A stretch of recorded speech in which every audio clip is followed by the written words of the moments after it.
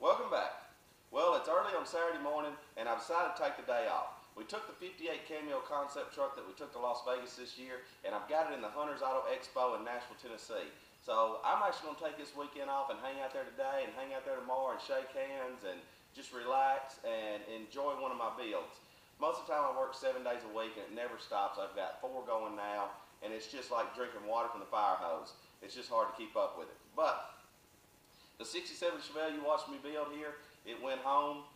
Gary Lee's been out running it. He had an outstanding time in it. He said it's extremely fast. Everything is working well, so I was glad to hear the positive feedback on it.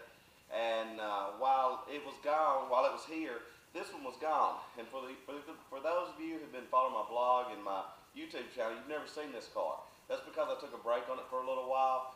We had to send it to an interior shop to get the top fabricated for it, and there were some parts and pieces missing, and they've got all that together now and working good. It looks outstanding.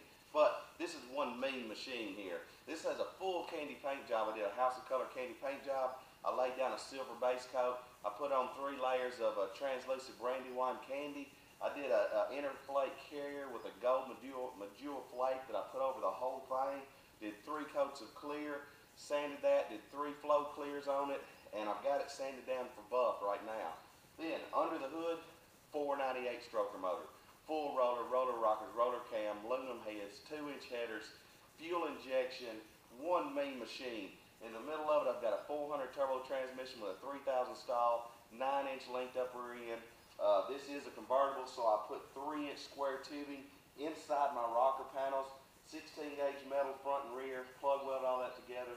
I boxed the entire frame, and then I come back and seamed all my gaps at 5 millimeters, blocked it all together, everything. I fit these in, these used to bolt in, now they're a fit in, block smooth.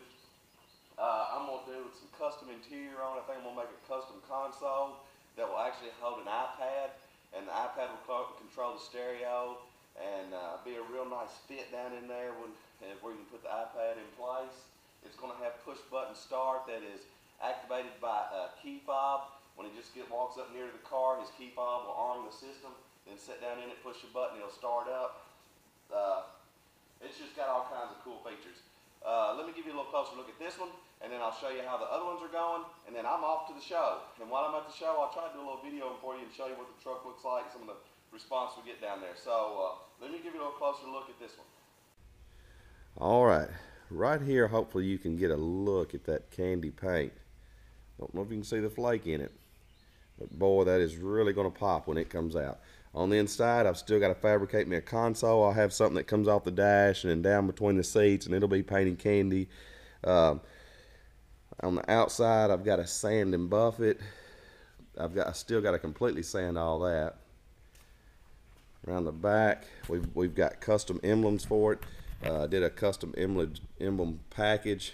I got Chevelle in the center, SS on the sides. I've got 498 emblems that I'm going to put on the fenders.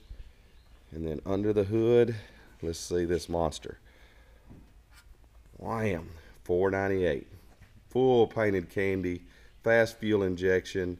I even put air conditioner, and I hid the air conditioner underneath the bottom of the engine where you can't see it, and then use the black air conditioner lines and run them up so they kind of look like heater hoses, and then run those air conditioner lines up into the fender, into the firewall. Then I slicked the entire firewall, 4-wheel disc brakes, Be Cool radiator. So yeah, this one ought to really be a runner. Now let me let you take a look at how the other ones are coming along in the shop. All right, in the booth here, you can see we got John Bell Street Sleeper, completely sanded down, had a little hail damage on the roof. On the sides, we had a few little dings and dips and stuff, but we've got all that slick. I'm fixing to put on my high build. I'll put on 3 coats of high build. I've got the bed sitting behind the camera here. It's sanded down and ready to be primed, so hopefully this next week, I'm waiting for a nice warm day. We'll jump in here and prime all this stuff, and then we'll guide coat that down, and then put our Java flake paint on it, and it'll be beautiful. Can't wait to see what this one's going to look like. I'll give you a little walk around and a closer look at this. All right, here's our bed. See, it's sanded down.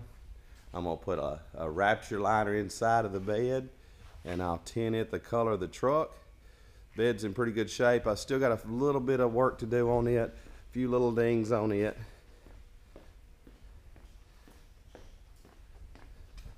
Then it's gonna be a little tight fit here in my booth. As you can see, there's a bunch of little door dings. A lot of these little dings we had, you couldn't even see them or tell they were there, but when we blocked it down, they showed up. Like areas like in this are just imperfections in stamping, where there were just a little bit of low spots that we brought up to height, because we're gonna make this one pretty slick. Had a little damage at the back of it.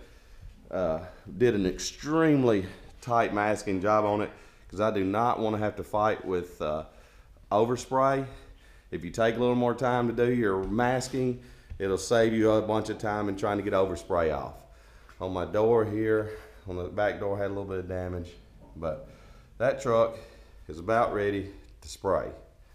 All right, now let's go take a look at the Jaguar. All right, back here on my Jaguar, I've got a huge amount of work done on my Jaguar. Like I said, I work around the clock 7 days a week, seems like.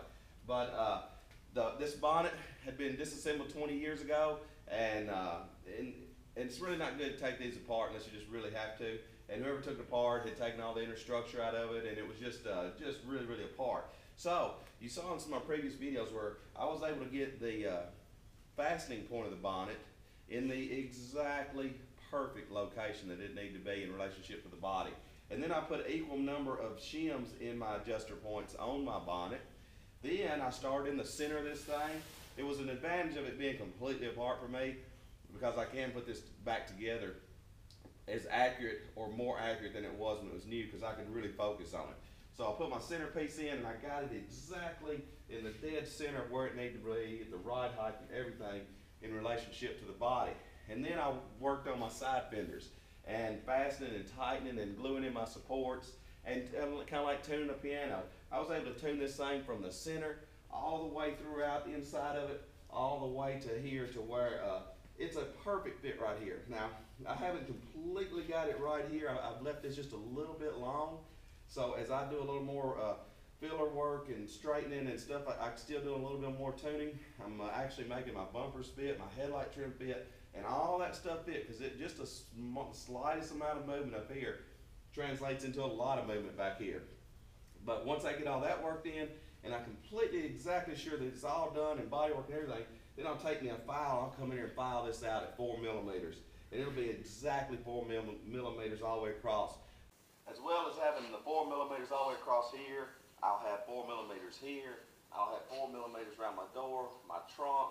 I'll do a light skim coat over quite a bit of it, and then block all this together, prime it. We're going to do the pale scent blue, and which it looks silver in the sunlight, and then looks like a kind of light bluish tint in the shadows. So it's really going to be a great look. This is an extremely nice car. I had a customer brought me an article about 3 weeks ago where one of these sold for $241,000, and then I got a phone call last night on this month's Hemmings. One of these XKE convertibles sold for $460,000. So after seeing those prices, that's really stepped my game up. So I've really got to focus on making this as exact, as original, and as nice and as straight and as good a one of these as it can be. This car only has 40,000 original miles on it. It is an XKE 67 convertible roadster. Last year the glassed-in headlights, first year the 4.2, synchronized transmission. This is a really rare, nice car. So I'm going to keep on working with it. I'm going to fit all my chrome, and I'll do my skim and make sure I've got all my heights just right. Then I'll fit all my chrome one more time once I got all that body work done. Then send my chrome out. Everything underneath it I want zinc coated, because a lot of this parts were zinc coated, like control arms and other underbody structure pieces. I'll send them out, have all them zinc coated, get my engine built. We'll start putting this together. It's going to be like a big model car, so this is really going to be fun. But it's Saturday. I'm out of here.